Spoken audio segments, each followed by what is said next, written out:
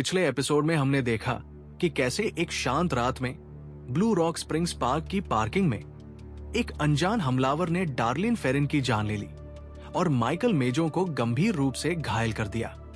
लेकिन जो बात उस रात की सतह के नीचे छिपी थी, वो कहानी को सिर्फ एक रैंडम अटैक से कहीं ज्यादा पेचीदा बना देती है। आज के एपिसोड में हम उसी रात को दोबारा देखेंगे, लेकिन इस बार बहुत करीब से, क्योंकि जितना गहराई से जांचकर्ताओं ने डार्लिन की जिंदगी को खंगाला, उतना ही ये सवाल पुख्ता होता गया। क्या डार्लिन फेरिन सच में एक अजनबी का शिकार बनी थी, या फिर वो अपने कातिल को पहले से जानती थी? रात की शुरुआत एक मामूली प्लान। 4 जुलाई की शाम अमेरिका भर में आतिशबाजी की गूंज थी। डार्लिन फेरिन, जो पेशे से वेट्रेस थी और वैलेजो के एक छोटे से रेस्टोरेंट में काम करती थी, उस रात अपने पति डीन फेरिन के साथ घर पर थी। लेकिन रात के करीब 11:30 बजे उसने अपने दोस्त माइकल मेजो को फोन किया और उसे अपने घर से उठाया। कहा गया कि दोनों साथ में कुछ खाने जा रहे हैं, लेकिन गवाहों के मुताबिक डार्लिन ने माइकल से ये भी कहा कि वो उससे कुछ जरूरी बात करना चाहती है, कुछ ऐसा जो उसे परेशान कर रहा था। ये छोटा सा जुमला, मुझे तुमसे कुछ बात करनी है, आज भी इस केस के सबसे बड़े रहस्यों में से एक है। क्या बात थी वो जो डार्लिन उस रात माइकल को बताना चाहती थी? क्या वो जानती थी कि कोई उसका पीछा कर रहा है? क्या उसे किसी बात का डर था? इस सवाल का जवाब उसके साथ ही उस रात हमेशा के लिए दफन हो गया। दोनों गाड़ी में बैठे बातें करते हुए घूमते रहे और आखिरकार आधी रात के आसपास ब्लू रॉक स्प्रिंग्स पार्क की पार्किंग में जा पहुंचे। वैलेजो के बाहरी इलाके में एक सुनसान जगह जो नौजवानों के बीच लवर्स लेन के नाम से मशहूर थी। ठीक वैसी ही एक जगह जैसी 6 महीने पहले लेक हरमन रोड की थी। पीछा करने वाली गाड़ी। डार्लिन ने अपनी गाड़ी पार्किंग के प्रवेश द्वार से करीब 70 फीट दूर खड़ी की। कुछ ही देर बाद एक और गाड़ी वहां आई और उनसे करीब 80 फीट दूर बाईं तरफ रुक गई। उस गाड़ी की हेडलाइट्स बंद हो गई और ड्राइवर कुछ देर तक स्टीयरिंग व्हील पर हाथ रखे बिना हिले डुले बैठा रहा, जैसे कोई किसी का इंतजार कर रहा हो या किसी को घूर रहा हो। फिर अचानक वो गाड़ी तेज रफ्तार से वहां से निकल गई। डार्लिन और माइकल ने शायद राहत की सांस ली होगी, लेकिन 5 मिनट बाद वही गाड़ी वापस आई। इस बार सीधे डार्लिन की गाड़ी के बगल में यात्री वाली सीट की तरफ। ड्राइवर उतरा, अपने हाथ में एक फ्लैशलाइट लिए हुए, और उसने वो रोशनी सीधा डार्लिन की गाड़ी के अंदर डाली। दोनों ने सोचा कि शायद ये कोई पुलिस अफसर है जो रात में पार्किंग में गश्त लगा रहा है। यही सोचकर माइकल ने अपनी तरफ की खिड़की नीचे कर दी, सहयोग दिखाने के लिए, बिना किसी शक के। लेकिन जवाब में कोई सवाल नहीं आया, कोई चेतावनी नहीं, सिर्फ गोलियों की आवाज, हमला, और वो पल जो माइकल कभी नहीं भूल पाया। हमलावर ने बिना एक शब्द कहे फायरिंग शुरू कर दी। पहली गोलियों में से एक माइकल की बाह में लगी, दूसरी डार्लिन की गर्दन में। डार्लिन स्टीयरिंग व्हील की तरफ लुढ़क गई, बेजान। माइकल दर्द से कराह रहा था, लेकिन होश में था। यहां एक बात है जो इस हमले को बाकी जोडियाक अटैक से अलग बनाती है। हमलावर पहली गोलियां चलाने के बाद वहां से हटने लगा था, लेकिन जैसे ही उसने माइकल की करहाने की आवाज सुनी, वो वापस पलटा, गाड़ी के पास आया और दोनों पीड़ितों पर दोबारा गोलियां चलाई। इस बार ये पक्का करने के लिए कि कोई जिंदा न बचे। ये किसी आवेश में आकर किया गया हमला नहीं लगता, बल्कि एक ठंडे दिमाग से लिया गया फैसला था। इसके बाद हमलावर अपनी गाड़ी में बैठा और वहां से निकल गया। माइकल मेजो को जो गोलियां लगी, जबड़े में, कंधे में और पैर में, उसके बावजूद वो बच गया। बाद में अस्पताल में डिटेक्टिव एड रस्ट से बातचीत में उसने बताया कि हमलावर की गाड़ी डार्लिन की अपनी गाड़ी एक कोरवेर से मिलती जुलती लग रही थी, बस रंग थोड़ा हल्का भूरा था और उस पर कैलिफोर्निया की नंबर प्लेट थी। डार्लिन को अस्पताल ले जाया गया, लेकिन रात के करीब 12:30 बजे उसे मृत घोषित कर दिया गया। वो फोन कॉल जिसने ज़ोडियाक के दौर की शुरुआत की। डार्लिन की मौत के ठीक 2 मिनट बाद वैलेजो पुलिस डिपार्टमेंट के फोन की घंटी बजी। कॉल उठाई पुलिस डिस्पैचर नैन्सी स्लोवर ने। दूसरी तरफ से एक आवाज आई, बिल्कुल शांत, जैसे कोई रोजमर्रा की बात बता रहा हो कि वो एक हत्या की रिपोर्ट करना चाहता है और अगर पुलिस कोलंबस पार्कवे पर 1 मील पूर्व की तरफ जाए तो उन्हें एक भूरी गाड़ी में बच्चे मिलेंगे। उसने ठंडे लहजे में यह भी जोड़ा कि यही वो लोग हैं जिन्हें उसने पिछली बार यानी लेक हरमन रोड पर गोली मारी थी। नैन्सी स्लोवर ने बाद में इस आवाज को कभी नहीं भुलाया।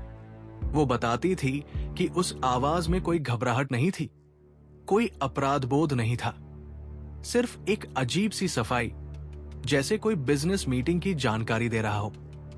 यह पहली बार था जब हत्यारे ने खुद पुलिस से सीधा संपर्क किया।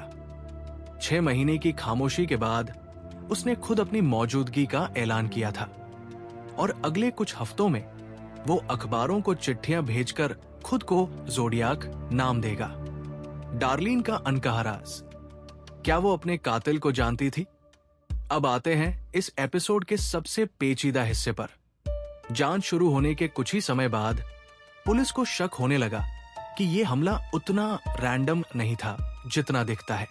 सबसे पहली बात, हमले के कुछ ही समय बाद डार्लिन के घर पर कई फोन कॉल्स आई। कॉल करने वाला हर बार चुप रहता, कुछ नहीं बोलता, बस लाइन पर बना रहता। ये कॉल्स डार्लिन के दोस्तों ने उठाई जो उस वक्त उसके घर पर मौजूद थे। ये पैटर्न पुलिस को अजीब लगा। क्या कोई ये जानना चाहता था कि डार्लिन के घर वालों को अभी तक पता चला या नहीं कि क्या हुआ, या कोई अपने किए का नतीजा चेक कर रहा था? इससे भी दिलचस्प बात यह है कि डार्लिन की बहन पैम हगबी ने सालों बाद दावा किया कि डार्लिन की जिंदगी में एक रहस्यमय आदमी था जो उसका पीछा करता रहता था। पैम के मुताबिक उसने इस आदमी को कम से कम 8 बार देखा था और डार्लिन ने उसे खुद आगाह किया था कि वो उस आदमी से दूर रहे, क्योंकि पैम के शब्दों में डार्लिन ने कहा था कि वो आदमी एक हत्यारा है। ये दावा जितना चौंकाने वाला है उतना ही विवादित भी। पैम ने यह जानकारी पुलिस से हुई अपनी शुरुआती पूछताछ में कभी नहीं बताई थी। ये बात सालों बाद सामने आई टीवी प्रोड्यूसर्स के साथ इंटरव्यूज में। वैलेजो पुलिस के डिटेक्टिव जॉर्ज बावर्ट, जो खुद पैम से जुड़े एक स्टॉकिंग केस की जांच कर चुके थे, ने एक बार खुले तौर पर पैम की विश्वसनीयता पर सवाल उठाए। यहाँ तक कि डार्लिन के पति डीन फेरिन ने भी माना कि पैम और डार्लिन की एक और दोस्त लिंडा कहानियां बढ़ा चढ़ाकर बताने की आदी थी। फिर भी एक दावा है जो आज तक जांचकर्ताओं को बेचैन करता है। पैम के मुताबिक माइकल मेजो ने अस्पताल में डार्लिन की चचेरी बहन सू आयर्स को बताया था कि हमले से ठीक पहले जब हमलावर उनकी गाड़ी की तरफ बढ़ रहा था, उसने डार्लिन का निकनेम डी पुकारा था गोली चलाने से पहले। अगर ये सच है तो इसका मतलब है कि ये कोई रैंडम अजनबी नहीं था। ये कोई था जो डार्लिन को नाम से जानता था, कोई जो जानता था कि वो उस रात, उस वक्त, उस जगह होगी। लेकिन यहां भी एक पेच है। माइकल मेजो ने खुद कभी आधिकारिक तौर पर पुलिस को यह बात नहीं बताई कि हमलावर ने कोई नाम पुकारा था।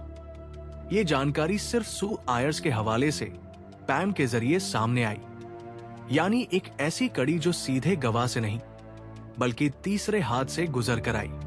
सच्चाई और अफवाह के बीच की ये धुंधली लकीर आज तक साफ नहीं हो पाई है। कोरवेर मैन एक और अनसुलझा सुराग। जांच के दौरान एक और थ्योरी सामने आई जिसे लोग कोरवेर मैन के नाम से जानते हैं। कुछ गवाहों ने दावा किया कि हमले से पहले के हफ्तों में डार्लिन के घर के पास एक अजनबी आदमी को बार बार देखा गया था, कभी गाड़ी में बैठा हुआ, कभी बस देखता हुआ। कुछ का मानना है कि यही वो शख्स था जिसने बाद में उस रात हमला किया, लेकिन आज तक इस आदमी की पहचान नहीं हो पाई और यह भी साबित नहीं हो पाया कि उसका इस हमले से कोई सीधा संबंध था भी या नहीं। जांचकर्ताओं की दुविधा। पुलिस के लिए यह केस एक अजीब पहेली बन गया था।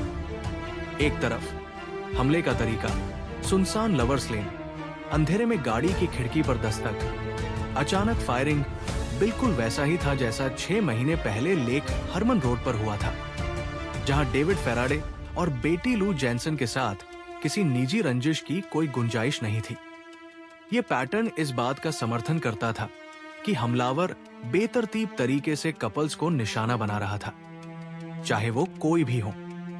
लेकिन दूसरी तरफ डार्लिन से जुड़े सुराग, चुप्पी वाली फोन कॉल्स, पीछा करने वाला अजनबी डी नाम पुकारे जाने का दावा, ये सब इस थ्योरी को कमजोर करते थे और ये सवाल खड़ा करते थे कि क्या डार्लिन खासतौर पर निशाना बनाई गई थी। आज तक आधिकारिक जांच इसका कोई पक्का जवाब नहीं दे पाई। सबसे ज्यादा माना जाने वाला सिद्धांत यही है कि ज़ोडियाक ने बेतरतीब ढंग से कपल्स को निशाना बनाया। लेकिन डार्लिन की जिंदगी से जुड़े ये अनसुलझे सवाल आज भी उसकी कहानी को बाकी पीड़ितों से अलग खड़ा करते हैं। भौगोलिक सुराग, हत्यारे का घर कहां था?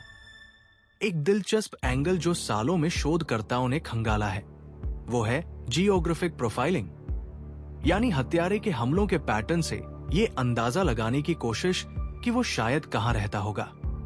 ब्लू रॉक स्प्रिंग्स हमले के बाद हत्यारे की हरकतें, उसका इलाके में आना जाना और उसकी गाड़ी की दिशा, इन सब को मिलाकर कुछ जांचकर्ताओं ने ये अनुमान लगाने की कोशिश की कि ज़ोडियाक शायद वैलेजो या उसके आसपास के इलाके में ही रहता होगा।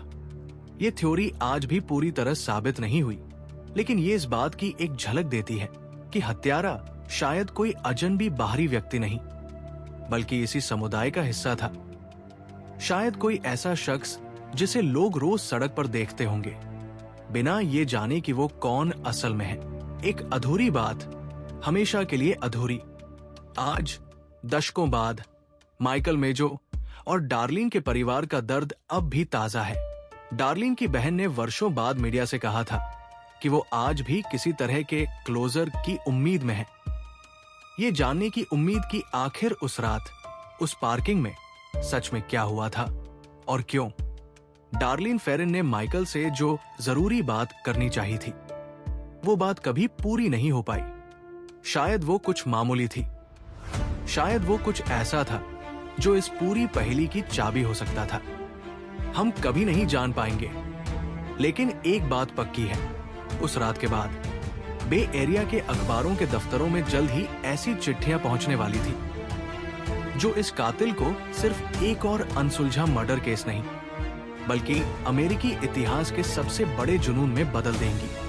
अगला एपिसोड, चिट्ठियां और कोड। इसमें हम देखेंगे कि कैसे ज़ोडियाक ने खुद अपनी पहचान गढ़ी, पहला सिफर भेजा, और कैसे एक आम दंपति ने उसे डिकोड करके पूरी दुनिया को हिला दिया।